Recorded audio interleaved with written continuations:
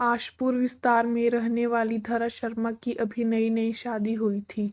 शादी के 2-3 दिन बाद ही पति दिलीप को ऑफिस के काम से एक हफ्ते के लिए दुबई जाना पड़ा। धरा अपने अनुभव के बारे में बताती है कि एक रात जब वह अपने कमरे में अकेली सोई हुई थी, तभी अचानक उसका टीवी चलना शुरू हो गया, जिससे वह चौंक गई। उन्होंने तुरंत उठकर टीवी बंद कर दिया और फिर से सोने की कोशिश करने लगी।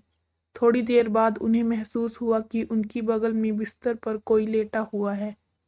टीवी की अपने आप चलना और फिर किसी की मौजूदगी का एहसास होना घर में अकेली लेटी महिला को डरा देने के लिए काफी था। धरा जिस करवट लेती थी उसी करवट लेटी रही। उन्हें समझ नहीं आ रहा था कि करे तो क्या करे।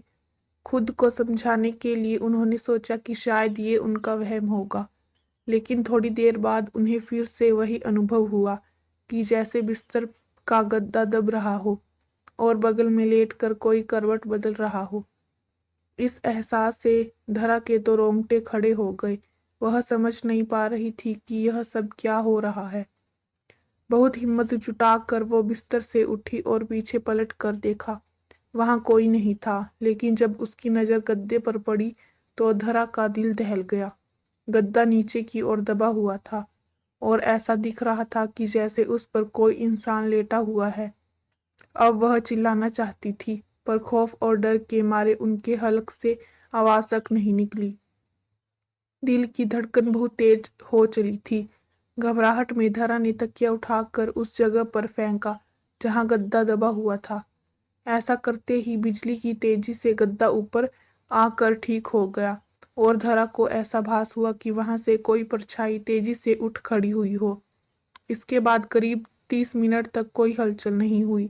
तब धरा ने थोड़ी हिम्मत बांधी और उसने पास पड़े मोबाइल से बगल के कमरे में सो रही अपनी सासू माँ को फोन किया।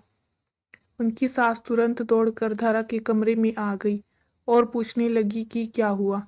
अभी धरा कुछ बोले उससे पहले उसे फिर से ऐसा कुछ दिख गया, जिसे देखकर उसके होश उड़ गए। धरा ने देखा कि उसकी सासू माँ के पीछे एक जवान औरत की धुंधली परछाई खड़ी थी।